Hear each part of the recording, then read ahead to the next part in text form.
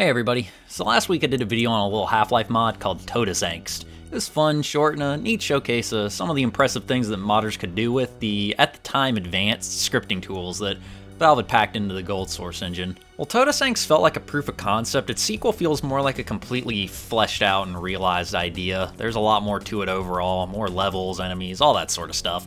It feels like a much more complete experience on the whole. Starting out with the title, it's called Todesangst 2 Echte Feind. According to Google Translate, it means the real enemy in German, which I guess is supposed to be a hint about where the narrative goes. Todesangst 2 came out just a few months after the original, back in the days of Half-Life modding, the early days anyway. It was easier to get projects out the door pretty quickly because of how much simpler the engine was to work with. It also helps that, similar to the first game, Todesangst 2 doesn't come with a shitload of custom content. I don't want to imply that there isn't any this time around, but I'm getting ahead of myself. Let's get the plot set up out of the way before we get to anything else. So in the first Todesangst, Gordon was back at Black Mesa, which I guess is supposed to have been rebuilt after the events of the original Half-Life. It's now come under the control of a nut job named Dr. Newell, who wants to create some kind of new life form by fusing humans and Vortigaunts together, like he's Dr. Brundle from The Fly. The military attacks the base again. For some reason, you kill the shit out of everyone in your way, and Gordon and his buddy Joe kill Dr. Newell. That's Todesangst 1. Todesangst 2 starts up some amount of time later, once again at Black Mesa, which comes under attack once again. God damn, I would quit if I worked at this place.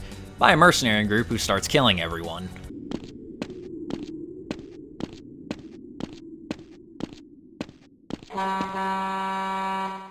What the hell is this?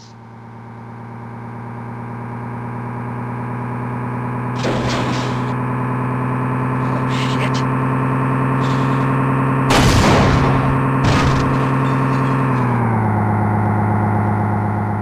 One of the first things I noticed about Todesangst 2 is that it seems like it has a higher production value, I guess, than the first one. There's even more emphasis on cutscenes and storytelling, as well as much more frequent enemy encounters, so there's this, constant shift in gameplay pacing that keeps things feeling pretty fresh. On the subject of the cutscenes, there's two things that stuck out to me. First thing is that their presentation kinda reminds me of the original Deus Ex, mostly when people are talking to one another. It's hard to put into words, but it just looks like how conversations looked like in Deus Ex. If you've played that game, you'll know what I'm talking about.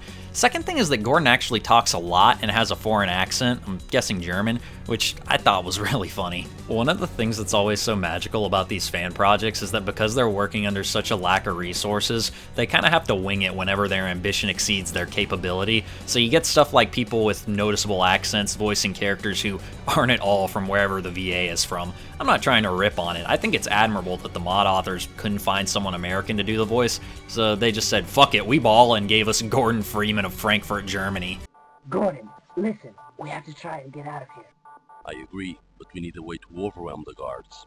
Ambition is really the key word here. The guy, or guys, or girls, or guys and girls, or whatever the fuck other combinations there are, really had some lofty ideas for this mod, did a really good job of actually bringing them to fruition. The first Todesangst had some really simple environments, pretty much entirely just interior office areas like what you would see in the base game, but they really switch it up here with cave systems, sci-fi tech bases, alien planets, and Norway.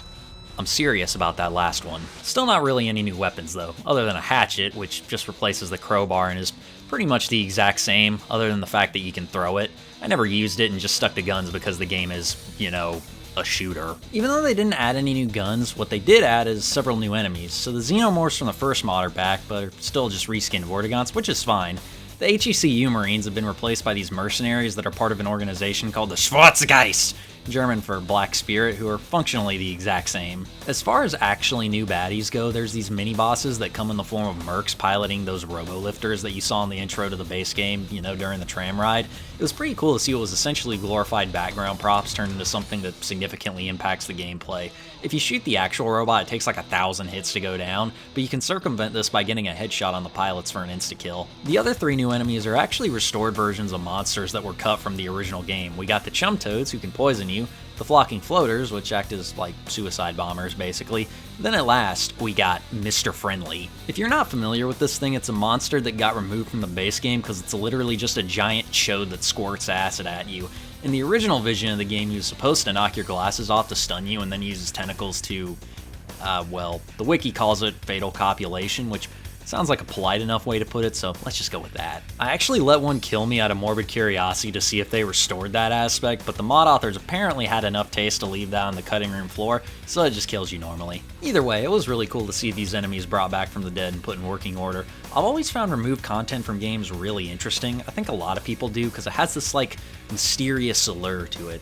Fancy way to say I love this shit. Also, some of the level concepts are just nuts. There's this part towards the end where you get on a fucking space elevator and go to this alien planet, which is where you fight all the cock monsters. This shit is so cool. You also got the final section where you go to Norway to attack the Schwarzgeist's home base. All of the outdoor areas in the base game were desert biomes, so it's neat to see this temperate northern Europe environment in the Gold Source engine. With regards to the story of the mod, it's nothing incredible, but it was still pretty cool. They put a lot of work into trying to flesh out the game's universe and kind of expand it.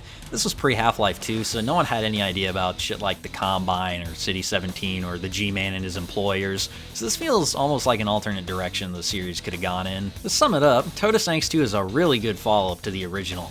It improves on it in pretty much every single way, and it offers more of that classic Half-Life gameplay. It may not have the complexity of something like Half-Life Echoes or Cry of Fear or any of the newer mods, but it serves as proof that even in the earliest days, there was a lot of creativity in the scene. So yeah, if you get a chance, this mod definitely has my seal of approval, and I'd say it's worth a download.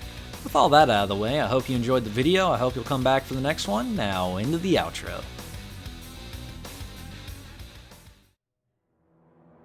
Hey everybody, if you made it this far into the video, I just want to say thanks, it means a whole lot. Don't forget to like, comment, subscribe, all your standard YouTube outro stuff that you always hear. And other than that, I'll see y'all in the next video. Goodbye.